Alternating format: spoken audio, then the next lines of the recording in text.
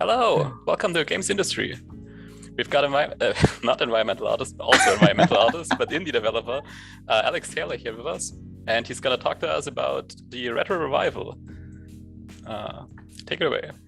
Hello, I'm Alex. Nice to meet you all. Oh my god, I love that robot sound when it's recording. That was really exciting. Yeah, we're gonna look at developing a game with nostalgia in mind. So I'm a indie dev. I'm currently making my first proper, not published, self-published, but like a proper full game. It's gonna be coming out on Steam and itch, hopefully winter this year. I'll go more into that afterwards. But yeah, I'm gonna just do a talk on how I'm utilizing nostalgia to develop my game and what techniques and methods I'm using as well, which is super fun and should hopefully help you a bit in your own development, in the art and design aspects at least. Can I press next? Yes, I can. Hello, this is me. This is my stuff that I've made over the few years. I mainly started out as a 3D artist, mainly doing like environment art, a bit of level design, a lot of lighting. And that's what I did at uni mainly. I did like 3D games art and design at uni. There wasn't a lot of programming or any back end really, or like the whole thing. What we tended to do at our uni, which is still really lovely and useful, was do a like vertical slice to show off a game, even though it secretly doesn't actually function whatsoever, that sort of stuff. So since uni, I've progressed more into actually making functional things, but still in quite an artistic mindset. I tend style-wise, I work in a variety of styles usually. If I do anything realistic, I still try and light it in a funner way because it's just more fun. But yeah, this is some of my stuff. The middle top image is the game I'm currently working on, Twin Peaks, which is here. Hello, this is the lovely marketing image that I made. It's very spooky. It's a pigeon detective game. It's in third person. It's in 3D. And it's more of like a PS1 era retro-y sort of style, which you don't really find these days, right now at least, compared to a lot of other like retro art styles. So yeah, you just walk around, well, rollerblade around because you're on rollerblades as a pigeon detective, and you just talk to the people. It's quite narrative driven, more like a visual novel than anything else, but still with a world that you can explore and interact with in a 3D space. Yeah, it's coming out on Steam, winter 2022. Same with itch at this moment in time. So yeah, in this talk, we'll look at the what. So what is nostalgia? How does it relate to like our development in general and games in general? And we'll just touch upon that, to be fair. It won't be super long and boring, I promise. And then we'll look at how we're going to implement those techniques, those methods, and that mindset more than anything into our work, in this case, into my work. And hopefully how I've done it will inspire you and how you can do it. So nostalgia, what is nostalgia? So this beautiful Oxford English Dictionary description. It's a sentimental longing or wistful affection for a period in the past. It doesn't necessarily have to be from when you were like a wee little baby. You could be like 80 years old and feel nostalgic about something from your 60s. It just tends to be, you know, a warm, fuzzy feeling from a sentimental experience more than anything. These are some consoles that I feel quite nostalgic about. But the Sega Mega Drive, used to play Sonic on that. I was probably like 4 or 5 years old. The Game Boy, PS1, the Wii is, I think, 18 years old. It's like really old now, kind of insane. I don't feel too nostalgic about that because I still play it. I still use it. I've been using it since then. It's not like I've missed it or anything, but a lot of people will do, especially nowadays. And then we'll go on to the next one, look at some video games as well. So these are like games that feel nostalgic to me. And I feel like the games that I feel quite nostalgic about really affect the way I design things. Even if I go back and play them and the design's terrible, or it's just not what I remembered whatsoever. It's what was in my head, what nostalgic feelings I was feeling that gets put into what I make now. And to be fair, a lot of these do live up. apart from probably Gex, that is just a terrible game. It's well, nowadays anyways. I'm sure it was maybe it wasn't even successful, but I feel very nostalgic about playing that and not understanding any of the adult jokes in it whatsoever, or the weird references. But you may not feel the same sort of nostalgia from like looking at these images as I do. I think that's a key thing when people think of nostalgia in terms of potentially marketing something, is that they're like, oh, I'm going to make this game that's reminiscent of this completely and entirely. I'll just target the people that feel the same way about this certain thing. And then you can just lose out on a lot of people if you try and go into things with that mindset. Say if you're making a Game Boy style game, but part of your audience hasn't even played a Game Boy before, they might not like feel nostalgic at all about the like 160 by 144 pixel resolution. So I think it's more about tapping into your own feelings, what makes you nostalgic, and reflecting that back into your development, rather than being like, hey, I made a Game Boy game because it's a Game Boy game and I want you to play it. That's fine, you can do that and it'll still be amazing, as long as you're not fully into that thoughts of it just being that, and then only focusing on people that have played a Game Boy game before. So a little touch of academia here, just a little bit. So I've just grabbed a few things that I was looking through. Sometimes with games academia and trying to relate certain perspectives or thoughts to games, it's quite hard to find things written for it. There'll be potentially things written in the style of like books. They've looked at books or films, but maybe not video games. Thankfully, it's not the case with nostalgia. There's quite a lot of resources you can tap into and look upon. So one was a Digraph conference from, I think it was only about 5 years ago. What was it called? Let me have a look. Defragging Game Studies, that was the conference. And Marie B. Gardner sort of split nostalgia into two things. It was restoring the games of the past and referring to and reworking the bygone to reflect a particular decade or like a certain style, certain genre, just to reflect it, or referencing it, pretty much. A game that she touched upon that does both types of things is Fez. It evokes both of those kinds of nostalgia. Say if you played games sort of in the Fez art style before, that quite pixely, almost like a Game Boy Advance level thing, but obviously with updated, beautiful graphics. You'll feel nostalgic about that. But even if you haven't played those like Game Boy Advance games or games in that style before, you can still sense the nostalgia that's there. It's the vibes, man. It's purely the vibes. Just because it's that sort of retro stylistic design. Another person, Wolf and Baldwin, probably Baldwin. Tim Wolf, who is part of this study that I'm going to talk about, is really good. His nostalgia stuff. He does a lot of work on media-induced nostalgia and the psychology of video games in general. So definitely check out his work if you want to find out more. I think he works at Munich at the moment, maybe Cologne, somewhere. But they did a study on Pokemon Go, and they noted that people were feeling nostalgic about the game before they'd even played it, even with the knowledge that it's completely different to any other Pokemon game. And before it, design-wise, they still felt nostalgia towards it before playing it and whilst playing it, which means it just needs an element of it. You don't have to have the exact reproduction to get those feelings of nostalgia across. In this case, it was obviously the same IP. So if you're developing something new, you can't, put Pokemon in your game to make people feel nostalgic.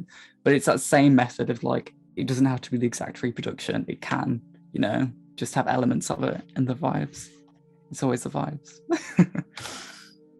So we'll move on to just a few like communities that focus on retro game dev. I'm going to focus more on PS1 graphics style, or that era, N64, PS1, the start of 3D, maybe PS2 as well. Just touch upon those, just because it's a lot more niche compared to the other retro communities, so it can be harder to find. So I thought I'd just delve a bit more into that. So yes, this is Haunted PS1. His community is lovely, amazing. Even if you're not developing your own haunted, scary horror PS1 game, still join them. They're amazing, really helpful. A lot of the people in the community work in Unity and UE4. But yeah, they do a lot of events. They do game jams. They also do demo discs where they have submissions from a lot of their community, stick games up, usually demos, into one discs, and then you can just buy and play all of the demos, and they're all amazing. I'd say with this era of graphics at the moment, with like the early 3D era graphics, indie-wise at least, it's a lot of horror games, which it's great because I think Silent Hill, Resident Evil, that sort of style is quite nostalgic for people, and it's what we want to replicate a lot of because we just haven't really had a lot of the similar feelings with today's AAA horror games. And personally, I don't know whether that's just because the art style was so different at the time compared to it is now, graphically in this case. But yeah, I'm just happy to see it continue to grow. But yeah, horror is definitely where it's at the moment with this sort of art style. Not to say you should be doing horror. I'm not doing horror, but that's where it's at, and they're a lovely community anyways. And then this is a publisher, Torture Star Video. They've like been around about a year. This publisher is Puppet Combo's publishing circle, business, I guess. They are quite well known in this sort of horror indie community. They made Babysitter Bloodbath and a lot of others. Really good short form, usually horror games. They and then they set up a publishing label. There's a few of those on Steam at the moment. I think there's 3 under Torture Star Video. Hopefully there'll be more, but it's nice to see it all growing and just, you know, getting out there. Makes me happy, makes me warm inside. And then also, yeah, game jams. It's always a lovely community, pretty much any game jam. If you're not feeling it when you head into a game jam, just, you know, there's plenty of other ones, especially on itch, so don't feel pressured to stay. These are a few really good ones if you're trying to make retro style games, be it like 2D or 3D. Low Res Jam's great. That's Pixel Game Jam. The bottom one was a D-Make Jam, where they did 3D games, like that just came out and then turned it into 2D, or did, I'm just like clutching my microphone, do apologize. Or they did 2D games and made them like even less like 8-bit or whatever instead of like a DS game, that sort of thing. There's the GB Jam as well, which is just Game Boy games. But if you're doing things in sort of like a PS1 style like I am, or want to do things around there, don't feel pressured to go into these and do that. You can go into any game jam and do whatever style you want, and usually that'll even push you more as you meet other people that might have different opinions or thoughts or methods which you haven't even thought of. Rainbow Game Jam's a lovely one as well, just to meet new developers. That's the biggest LGBT game jam on itch worldwide, and it's just a nice time every year. Like the only caveat to that is usually it has to be LGBT themed. That's it. So yeah, definitely recommend that one as well. But yeah, try and find game jams that are not intense. Try and find ones with a decent time frame, just so you don't feel the pressure to crunch whatsoever. Sometimes there's a few game jams out there that are like, oh, just make a game like an hour. It's a set time, that's fine. Like that's the whole point of it. So you're not going to crunch, you're not going to feel forced to. But if there's one that's like over 2 days and they're like, oh, this is a super intense game jam, just look after yourself, please. So yeah, then we'll move on to my game now and how I made mine, because it originally started off as a game jam. I just finished uni probably about 2.5, 3 years ago now. I went to Norway for a bit, and then COVID happened, and then I was just stuck inside in my house back home for a while. So I just started doing game jams more and more. I took part in Rainbow Game Jam. I took part in a few others. This one was I Can't Write, but I Want to Tell a Story, which is just a really cute title. So I thought I have to join it now. I used to write a lot a few years ago and stopped. And at the time, I was watching a lot of murder mysteries, Knives Out, that sort of stuff, where I was like, yeah, I really want to do my own murder mystery. It's gonna be great. And that's where it came from. So I just started doing it as a jam, fell in love with the concept, and just carried on from there. I feel like game jams as well allow you to experiment stylistically a lot faster and quicker than if you just set yourself out to do a project in a longer time period. And it just helps with your iteration skills more than anything. So yeah, pigeon detective game. You rollerblade around as a pigeon. You try and figure out what happened to the lovely, I was going to say the lovely dead body, to our murder victim, Bobbert Squab, the delivery pigeon of the village. And yeah, you just question suspects, explore the mini open world, and just try and figure out what happened. Yeah, it's going to release on Steam winter this year. Same with Itch. And the Steam page is up right now. So wishlist it, please. Please play the spooky. Well, it's not spooky. The detective game. It's a little bit spooky, but it's not, it's not super spooky. You'll be okay, I promise. So yeah, I design-wise usually look at design and aesthetics separately when I'm making pretty much anything. It helps me not grab things from a certain place and only keep grabbing it from that place. I feel like there's a lot more pros than cons for me. So I tend to look at designs that I want and look at the aesthetics and style that I want completely separately. Just so I'm not, say, looking at Deadly Premonition and thinking I'm just going to grab everything from Deadly Premonition and put it into my game because I love it so much. I try to keep it varied. A lot of people also tend to look at books, films, other art forms for design and aesthetics. I think it's a lot better for aesthetics rather than design. Design-wise, I tend to just look at games because that's everything that I grew up with and it's the same medium that I'm using. So I don't see, it's just going to make it hard for myself if I try and grab something else.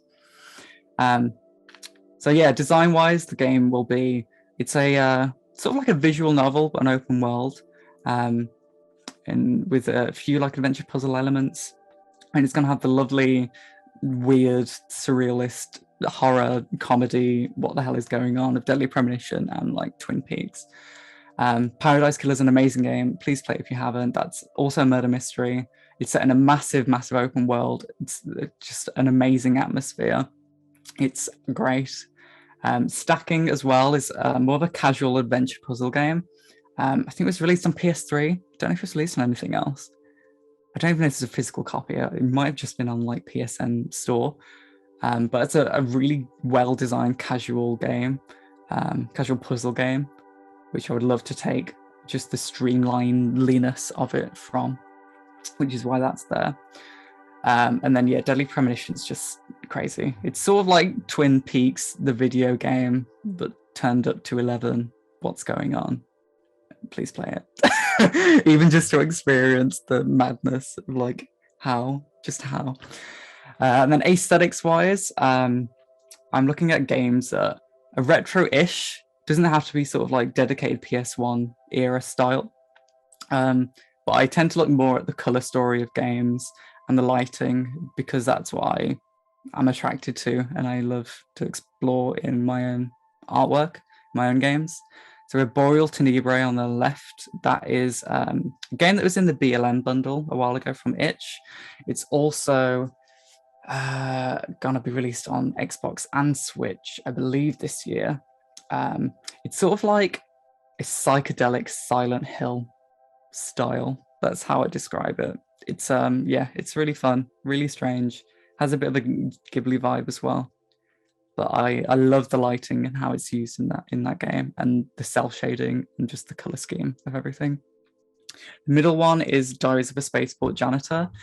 That is another game that's in the BLM bundle. I think it's on Steam as well. It's on Itch. It's really great, lovely game. But the world is super atmospheric. You've got like 2D sprite characters in a sort of big, foggy, futuristic city. And then you have like a sewer dungeon as well underneath. But I love the sort of the crunchiness of the texture palette that they use for this game, and the lighting is amazing. And the sense of scale as well is something that I really look up to. If you don't mind the pun, I didn't even think about that. And then the last game on the aesthetics is Sludge Life. I think that's on Epic Games Store. I'm not too sure where else it is at the moment. It'll be somewhere else probably. that is quite a quirky aesthetic. It reminds me a little bit of like Jet Set Radio vibes, but really gritty. I love the fog on this game. It's amazing. I quite love the absurdity of some of the character designs and just the place in general. All three of these games are super atmospheric, super not edgy, but you know, they've got something. They've got some like grittiness to it, which is what I really want to put into my own style for this game, at least. So this is my lovely, main character, the NPCs, and all the other characters as well. So they're all the same base pigeon model. I just felt like the model was quite recognizable, that I could use it for any other thing. And then I was thinking back to like Cluedo. I think it's called Clue in Germany, but it's called Cluedo here. I don't know why. It's kind of weird. Where like all the pawns, they're all the same shape. They're all just different colors, at least in the old one, not nowadays. So I just wanted to try and do that same thing with the main characters where they're all the same body shape. It's literally the same pigeon, but they all have different costumes, and that will give you a slight inclination onto their personality or their interests before you even talk to them. That's the dead body on the top. I do apologize if that's too traumatizing. And then your main playable characters on the bottom left. It is a detective pigeon on roller skates. Yes, indeed. So level design wise, I usually design levels with pen and paper, just a 2D floor plan, and then tend to draw it in a 3D perspective on pen and paper still. For this one, what I did was draw it on pen and paper and then stick it into UE4 and use the landscaping tool and just mess about with the verticality of it. What I used to struggle with a lot in level design was verticality in general. I could nail camera angles, but it'd still all be on one flat plane. I'd be like, well, what's missing? It's because nothing's going up or down. So doing it this way helps me map out everything a lot more effectively. I've used ZBrush before and Blender just to like sculpt an environment in there. Also, VR is quite useful, just to do like a mini map that's like the size of your arm length. It's sort of like designing your own table, I guess. Like it's like you're playing with sand. I guess that's the best way to describe it. What I would recommend when doing level design is at least to have your camera settings in place-ish, or at least know what camera type you're going to use, or what sort of style you're going to use. Is it going to be like Silent Hill 3D perspective where you're going to have designated camera angles, or is the camera going to be following you behind, or is it going to be in first person? And how tall is your character going to be, or how tall is the camera going to be? I say they're the main things when you're doing level design, and that can really affect the design if you change it later on drastically. So yeah, we'll go into a few softwares that I've used as well, and just like other design methods onto like more of the 3D stuff, 3D environment stuff. So Sprytile, I was using this whilst I was doing the game jam, not afterwards. It's just an amazing add-on for Blender where you just take a tile set that you've made and you can just model with it quite easily within Blender, and then just paint on like which part of the tile set you want it to be. It's surprisingly really effective. Even though my game is more PS1 era, so they wouldn't have had like tile sets, the textures would have been at least slightly higher res. I just wanted to try it out and give it a whirl, and it fit really well, so I just carried on with it. So pretty much all the environment is made using Sprytile and my own tile set. It's based on another software called Crocotile 3D, which I believe is free as well. Both of these are free, so please check them out if you just want to explore with it. Crocotile 3D has its own like 3D modeler as well as a painter, whereas this Sprytile is just an add-on from Blender. But yeah, it's been really effective and really fun to use. Would I use it again for another thing? Potentially not, just because I'm not interested in doing something more to this style compared to anything else. But it's definitely there if I need to, and it's great. I do recommend it. Another problem that I ran into a fair bit with UE4, especially. By the way, this game's made in UE4. I might have forgot to say that. I use UE4 over Unity just because at university at the time, that's all we used, and it would waste too much time development-wise switching to Unity and relearning an entire game engine at this point in time. Just for me personally, as I was coming out of uni, I did feel a lot of pressure to try and get as many softwares under my belt as I needed to try and get hired. I started panicking, but I realized at the same time that I didn't really bother too much as long as I was happy with one thing at a time. So I was using like Maya, UE4, Photoshop, a bit of SpeedTree, a bit of Substance, enough to know it, but I really still stuck with UE4, Photoshop, Maya for the most part. But then that's why game jams are lovely, because then you can find things like this and just go for it and see how it works. And if it's effective, you can either use it again or keep using it for the game that you're making. So yeah, UE4 loves to take things from you and try to polish them as much as they can and then give them back to you, because it thinks usually that you're making something a lot more realistic than I'm intending. So with UE4 especially, you sort of have to break the engine a bit. So the first instance of this is when you import textures such as JPEGs. They'll blur it, they'll filter it, they'll do whatever they can to make it look extra nice and fancy for you. Whereas I sort of wanted more crispy, pixely textures. This is a 256 square texture. Mine are a lot smaller in games, just an example. There's a few methods you can do to do this. I find that the easiest method for me was to just change the gen settings to unfiltered and change the texture group to 2D pixels. The only issue with the texture group being 2D pixels is it can change things such as the default log settings that you might need to adjust in the config, or you can also do a custom texture group and then I'll erase that. It's just, for me, this was the easiest way, and also the settings that have been adjusted don't matter to me whatsoever, so I can just carry on breaking things and cheating. But yeah, it just makes it look a lot more crispier and nicer. So it's just fun to try and just play around, see what you can break or fix or do whatever. And I feel like doing this with retro games and games that you're trying to have a more stylized art style with, you can do that more so. Another thing, tech art wise, we're delving into tech art now. I do apologize, it's gross. Warning for the future, there is blueprints in this, a little bit, not a lot. But yeah, I, as a developer myself, coming from an art background, I don't necessarily usually code that much, if at all. So yeah, I tend to blueprint my way through things. Thankfully, UE4 is nice with that, and you know, I can wrap my brain around that at least. So yeah, anyways, tech art.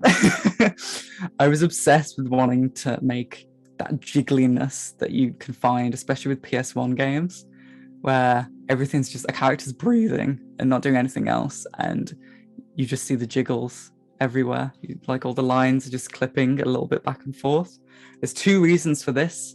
One of them is perspective correction or correctness. And the other one is because PS1 was coded with fixed point precision instead of floating point. Really confusing. Loads of horrible graphs and stuff that you can see that I've tried to cover with that GIF.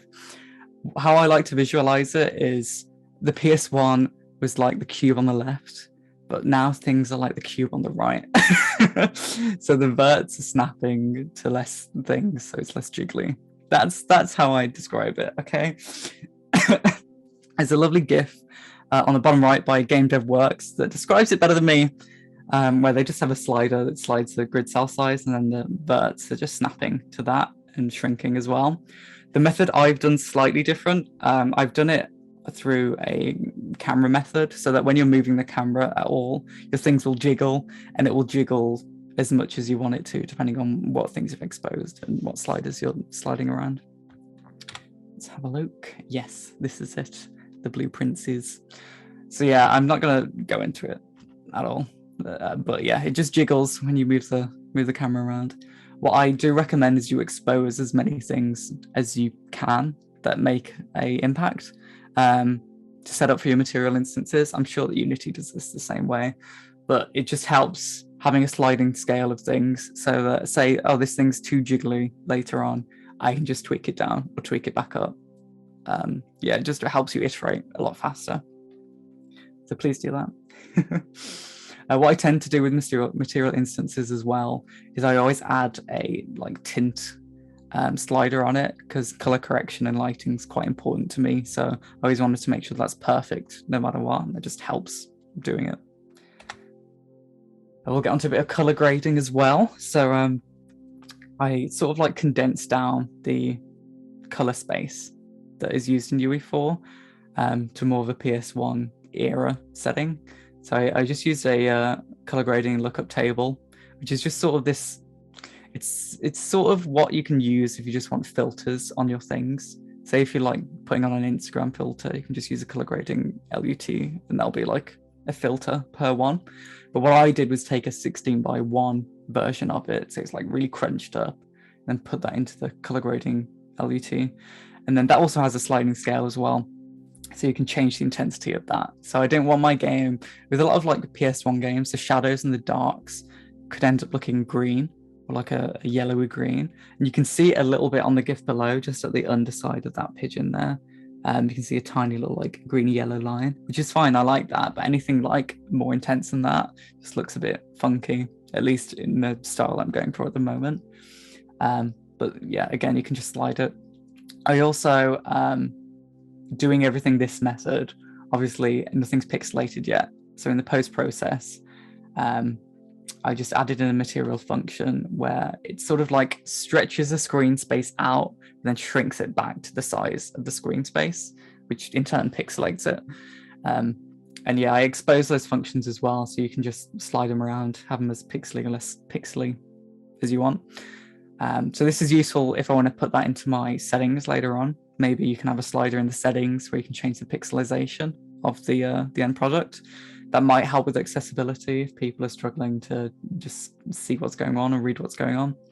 I think a short hike is a similar thing where you can turn off the pixelization. So yeah, it's just sort of in that vein, doing it to give you as much control as possible. So yeah, doing things this way. So what I could have done with the jiggliness, with everything else, I could have just put all this into one post process. I researched a few different methods of making things look more PS1-y, but the pros to a lot of them were just it was faster and easier, but the cons were you couldn't expose as many things, or you couldn't use other things such as fog or blurring in the background or water, that sort of stuff, which I wanted to try and have a mix of PS1 style and higher fidelity lighting and effects just to make it look extra pretty and surreal and funky. So I did it this way instead. So yeah, what I would recommend is just to check different methods, see if there is any other methods, talk to people, see if they have any ideas on any other ways as well. I had a lovely friend help me with the UVs on this and the pixelization because I just couldn't wrap my head around the maths for some reason. I mean, I still can't, to be fair, but it's there and it's working. So yeah, so then I could get effects such as having a cinematic camera and having things blurred in the background, or some lovely lighting with water and with things bouncing off and around. Roughness and metallics still work pretty much this way. There's some glitches, but they're like cool glitches, so you just carry on, keep them in. And then there's still like atmospheric fog that can be used, whereas some other methods that you can do just aren't as useful whatsoever. And then yeah, UE4 is quite useful with this. Unity's store is amazing as well, but UE4 tend to give you free stuff every month, which you can just play around with, add it to a project, create your own project with it in. And it's free to use for commercial use as well. So I'm currently using a few things. The main thing is Blueprint Dialogues. It's an entire framework that's set up for you with a lot of spooky code, which thankfully has its own documentation to go with it. So I can navigate it. I'll be fine. But yeah, it's just useful using all this stuff to your advantage. Like this was still a game jam. So I just needed to do something quick and see how it works, see how it pans out. And it's something that I can use again if I ever want to add any narrative segments to any of my other games, because I've just had that knowledge underneath me now. It was obviously a little bit confusing at first, but yeah, I've managed to get there now. And I've managed to get another piece of software as well to help me. So yeah, in this game, you'll be talking to characters, you'll also be reading signs, that sort of stuff, and they'll all have dialogue with you.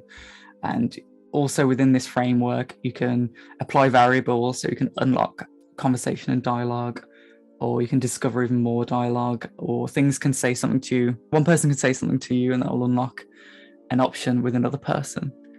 So you can just keep quizzing back and forth and keep interviewing. But yeah, it's really helpful just to try and grab, especially if you're not as technically minded as me, just to grab some things. Hopefully they're free. If not, there's still loads of stuff that are fairly cheap as well. Just to grab things to play with, and to see if they can help with your projects. Because half of the time they do, or you'll at the very least learn something from it most of the time.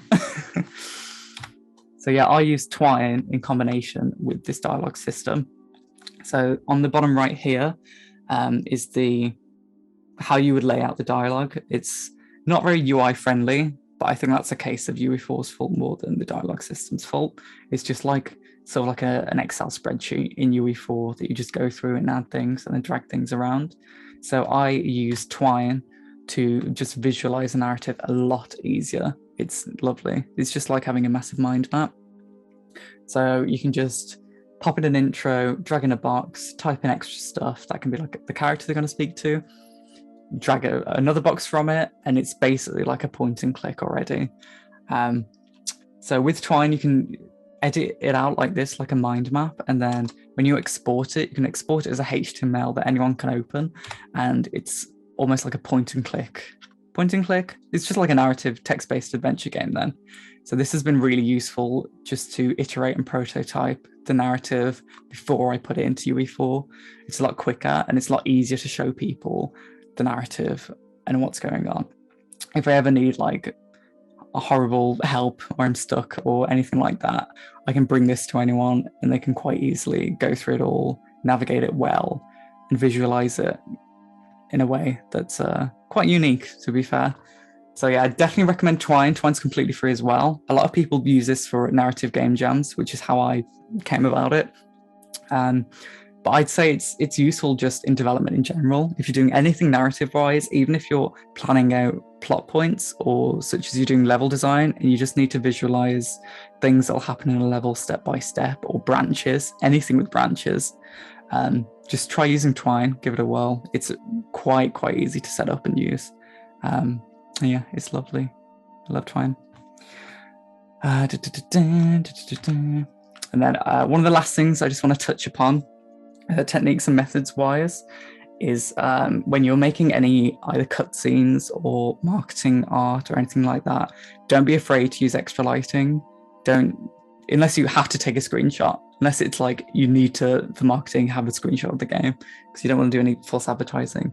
But if you're doing anything marketing wise, posters, merch, anything like that, please add more lights. Please don't just take a screenshot. Even if it's just doing it like a 3-point lighting system, it just helps so much. So here it's just like a fill light at the front. I always just call the other light a side light, the one at the side, and then a rim light at the back. It can just make everything pop a lot more. Even in cutscenes, what I've done before in UE4 with cutscenes is I've like keyed lights moving behind a character the entire way to just fake a rim light, and it just adds so much depth to what you're doing. It's great. I love it. I'm assuming Unity will have something similar to UE4. UE4 has lighting channels. So these 3 lights aren't lighting like the other pigeon or the floor. It's just lighting the main character. So I'm sure Unity will have something similar. But yeah, just please light your stuff. Please. So yeah, I've sort of just tried to develop my own style by taking things that I found nostalgic from the PS1 era and from designs that I felt were reflective of that era. I took obviously big inspiration from Twin Peaks as well, and Deadly Premonition, just because that's Twin Peaks video game. It's insane. But that doesn't mean you have to make something that looks like Twin Peaks or Heavy Rain or anything like that. You can just make it your own, and half the time it's just more fun that way. So yeah, I hope you've just learned a bit about development and design and nostalgia and everything in between. And I hope that's just helped you sort of bring it all into one and just follow the vibes. That's the main thing. Follow the nostalgic vibes and you'll be good. Thanks. This is Blinkley. Blinkley says thanks as well. Thank you, Alex. All right, we have some people here. So if you still have time, Alex, Yeah. we can do some Q&A. I know I have some questions regarding what you said, but first I wanna give a chance for our audience to ask questions if there are any. So yeah, anyone who's here can you can unmute yourself, or you can use the chat to talk to us. Do you need me to carry on streaming? What's that? Do you need me to carry on streaming? Maybe it's good because if It's still yeah, that's fine. I was just checking because I don't know if I can. Oh, I found the chat. Never mind. I see. Well, thanks for grabbing the links. Okay, so yeah, I think that's a lot of good tools you mentioned there. So for me, the most important question is you mentioned Deathly Premonition a lot, and you had it as one of your like design absolutely pillars or like inspirations for design. And I was wondering, so I've played Deathly Premonition, and I do not give it my like 100% recommendation. No, I'm not saying you'll enjoy it when you play it, but I feel like you need to play it. It's just insane. I was wondering if you could get into detail yet, like which part of the design is that you think? Like, is it the game design or the? It's more the design of the narrative more than anything. So it's, I'd say the narrative still comes under design. I'm not gonna there's just so much stuff that's insane in there, and half of it, isn't intentional. But for me, I want the reaction of someone reading something and being like, "What the hell just happened? That was hilarious." Yes. That's what I want in my game. And that's sort of like surreal nature as well. That's definitely going to be a big part of the game. So it's those two. It's not, the questionable, terribly bad design choices that I'm going to put in. It's more, the narrative and how the audience reacts to playing it. So you're saying the strong suits of Deathly Premonition are like the narrative design and the game experience design, like how I'd say the game experience, how flows the together, intensity of the game experience. I wouldn't say the quality. It's interesting. In that case I can agree, definitely. Deathly Premonition is a very unique game. It's like those things where people are like, this thing's like terrible or ugly, but it's still really fascinating. Mm-hmm. It's I don't even know. There's got to be a word for it. Don't know what word, but it's that sort of like mindset where it's like you just can't. You just have to keep going and keep. Just why, how? Okay, I'm on board. Yeah. You think Twin Peaks is gonna feel like that? Feel like playing Deadly Premonition? I wouldn't say it'll be the exact same, no, but I am going to add a lot of elements of surrealism, and I wouldn't say horror, but like weird stuff. But also at the same time, nice wholesome things. So it will balance out. Yeah. All right. There was another thing I was wondering on the slide about the LUTs. Oh yeah.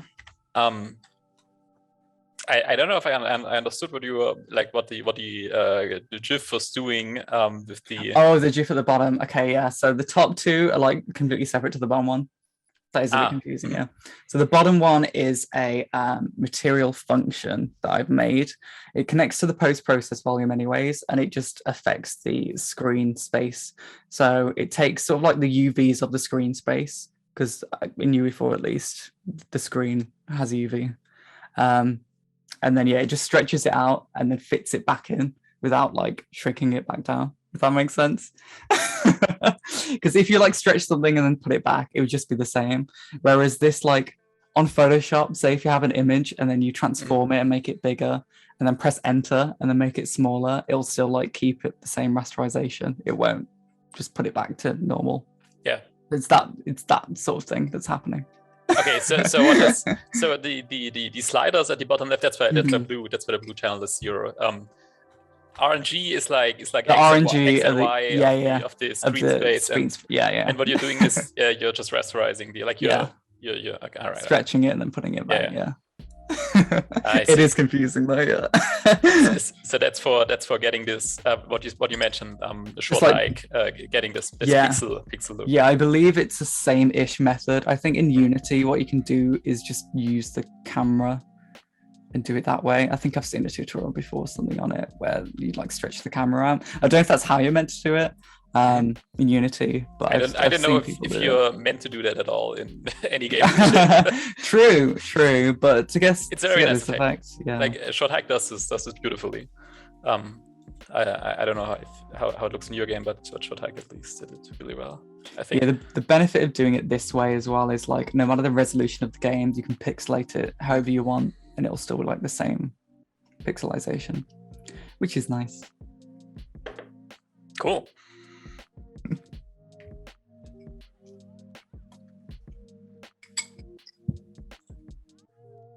All right.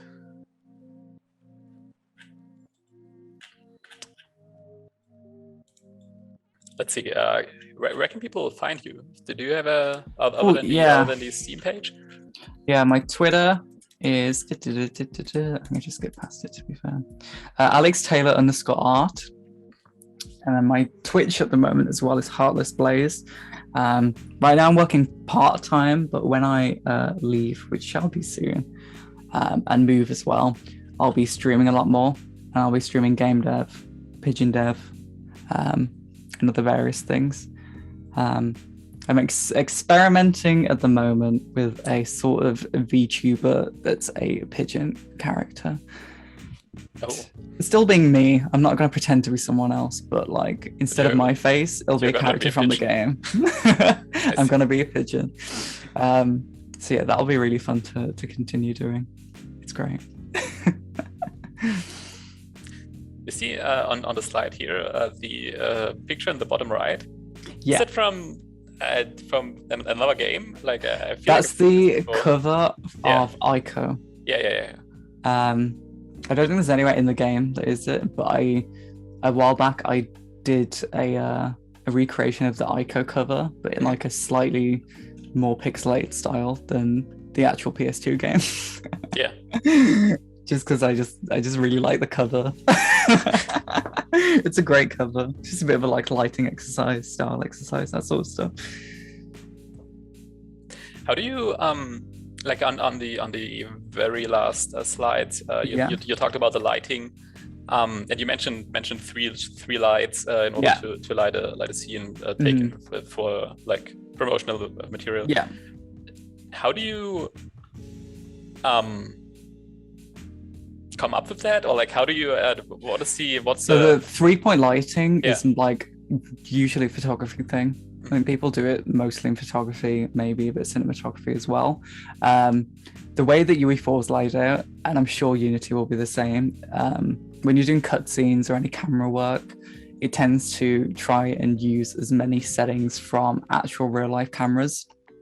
And then when you're lighting as well, to be fair, in general, it's still based on the real world-ish. So you can still use real world techniques. And if they don't work, then just try something else. But yeah, that's just like a normal 3-point lighting setup that you'd use when you're doing like portraits, that sort of stuff. But I always recommend just dragging in lights and just playing around, because I feel like, especially when I was first doing things lighting wise, I was too scared to do that. And especially when you're doing marketing or cinematics, you don't need to worry nearly as much about like frame rate or is my PC gonna explode when you're playing it. So yeah, just try and go more ham. Like what I've done before in other work, I think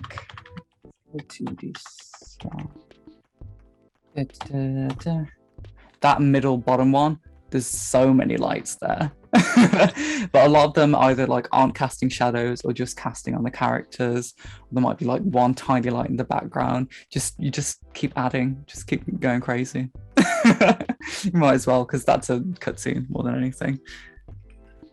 And are there any like heuristics that you use for deciding that you need a light here or there, or is it all based on your like visual impression of when you look at the?